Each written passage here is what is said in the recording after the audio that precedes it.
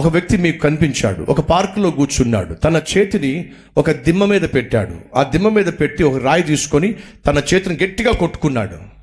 ఎప్పుడైతే తన చేతిని ఒక రాయితో కొట్టాడో వెంటనే రక్తం కారింది. ఆ రక్తం చూసి ఈ రాయి పక్కన పడేసి బాగ్తో విలువల్లాడిపోతా అని చెప్పి ఏడుస్తున్నాడు. ఎందుకని రక్తం కారుతా ఉంది. ఇప్పుడు ఎవరు కొట్టారు చెప్పండి? తనే కొట్టుకున్నాడు. రక్తం కారుతుంది, గట్టిగా ఏడుస్తున్నాడు.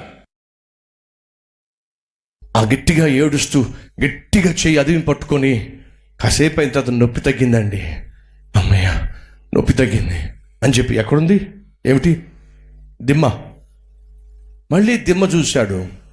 మళ్ళీ ఆ దిమ్మ మీద తన చేయి పెట్టాడు, రాయి తీసుకున్నాడు, మళ్ళీ రాయితో తన చేతిని కొట్టుకున్నాడు.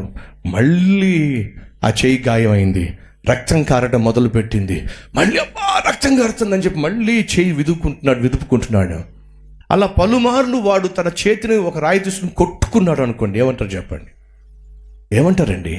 పిచ్చోడు అంటారు. అవునా? అవునా? నీ త్రాగుడు వల్ల నీ కిడ్నీలు పాడైపోతున్నాయి. వెల పెట్టి కొనుక్కుందామన్న అందుబాటులో ఉండనటువంటి కిడ్నీలు పాడైపోతున్నాయి, లివర్ పాడైపోతుంది, హార్ట్ పాడైపోతుంది. డాక్టర్లు అంటారు నువ్వు తాగడానికి వీల్లేదో. అలాగే డాక్టర్ ఎంతో చక్కగా అలాగే అని చెప్పి బయటకు వచ్చి ఏం చేస్తావు? మళ్ళీ ఆ బాటిల్ పట్టుకుంటున్నావు, మళ్ళీ తాగుతున్నావు, సిగరెట్లు గాలిస్తే పోతావు అని చెప్పి పైనే ఉంటుంది ఆ పెట్టి మీద. ఏమని? సిగరెట్లు పొగ త్రాగడం ఆరోగ్యానికి హానికరం, ఇది నువ్వు తాగావంటే చస్తావు త్వరలోనే. మీకు తెలుసులేదు, ఒక్కొక్క సిగరెట్ తాగే వ్యక్తి ఆ ఒక్క సిగరెట్ తాగుతున్నప్పుడు 3 నిమిషాలు ఆయుష్ పోతుందండి. 3 నిమిషాలు ఆయుష్ తగ్గిపోతుంది. తెలుసు ఆరోగ్యం పాడైపోతుంది, అయినా తాగుతావే.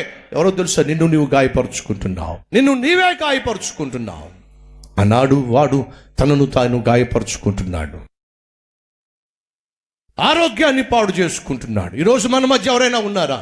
అపవిత్రమైన పనులను బట్టి, అపవిత్రమైన అలవాటులను బట్టి తమ్మును తాము గాయపరుచుకుంటూ ఆరోగ్యాన్ని పాడు చేసుకుంటూ ఆఖరికి భార్యను పోషించలేక, బిడ్డలను చదివించలేక, అప్పులు పాలైపోయి తప్పుడు పనులు చేసి తిప్పలు పడుతున్న వారు ఎవరైనా ఉన్నారా? అయితే వినండి, నిన్ను బాగు చేయడానికే నా ప్రభు అయిన యేసు ఆ పరలోకము నుండి ఈ భూమి మీదకు దిగి వచ్చాడో.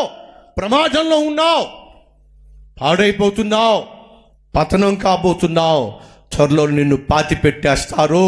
ఆ రోజు రాకమునుపే నువ్వు బాగుపడాలి. నిన్ను బాగు చేయడానికే యేసుక్రీస్తు లోకానికి వచ్చాడు.